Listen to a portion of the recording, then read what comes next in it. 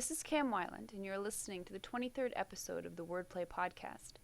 I'm having a blast outlining my work in progress, The Deepest Breath. As I close in on the climax of my first act and my character's entrance into World War I, I'm enjoying all the little blips of preliminary research. One of my secret indulgences is Googling for pictures of period clothing and props. I was already aware that World War I is one of the most sadly neglected historical periods, but I had no idea to what extent until I began writing this story. I'm always on the lookout for good reference material, as well as novels and movies set in the period, so if anyone has any suggestions, I'd love to hear from you.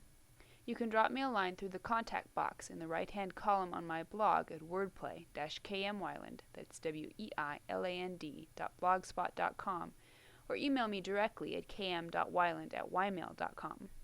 My blog tour for my medieval novel Behold the Dawn is ongoing. This week you can find interviews, 2 book giveaways, and guest posts entitled The Importance of Finishing the First Draft and The Myth of Being in the Zone. More details, including links to all these posts, are in the left column of my blog. Meanwhile, please enjoy this week's post, 6 Reasons Not to Listen to Your Critique Partner. Critique partners, critters, alpha readers, beta readers, proofreaders, editors, loyal slaves and subjects, whatever you want to call them, they're a vital part of any author's arsenal. No matter how talented and studied we may be, we're always going to need an objective pair of eyes to look at our work and point out the flaws we've inevitably missed. Those of us who are lucky to have one or more dependable crit partners are blessed indeed. Critters should be pampered and courted and thanked profusely at every opportunity. But, believe it or not, this doesn't mean we don't have every right to completely ignore them at times. It's often hard not to surrender to incumbent doubts and make all the changes your critter suggests, especially when he is more experienced or forceful than you are, or when a critique group gangs up on you. Surely they know best. Surely the story will be better their way than yours. But will it? How do you know when to heed criticism?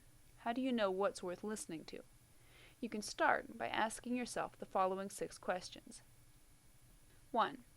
How experienced is this person as both a writer and a reader?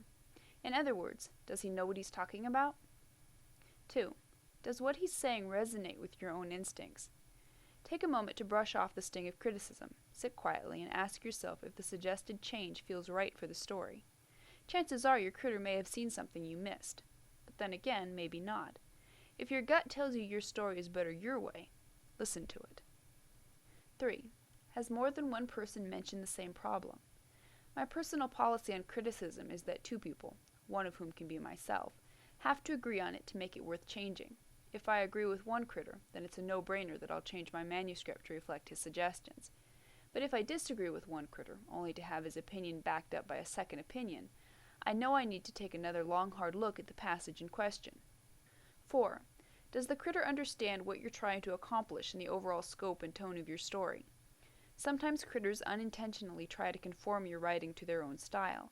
His style may be just as good as yours, but if it's not what you're going for, don't hesitate to ignore irrelevant suggestions. 5. How long has this person been critting for you? If your critter is a person who's read your work over a long period of time, he probably has gained a very good sense of you, your work, and what you're capable of. The longer someone has critted for you, and the more established your relationship, the more likely his advice will be worth listening to.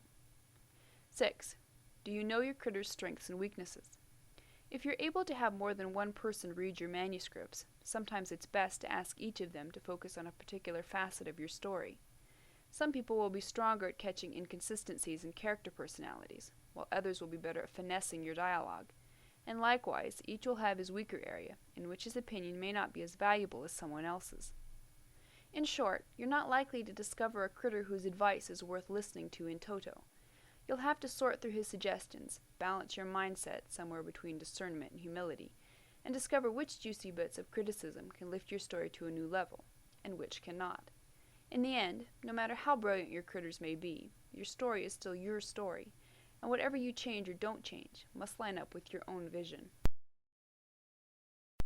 Thank you for listening to the Wordplay Podcast. To read a transcript of this episode, visit me on the web at wordplay-kmweiland, that's weiland.blogspot.com, and be sure to listen again next week.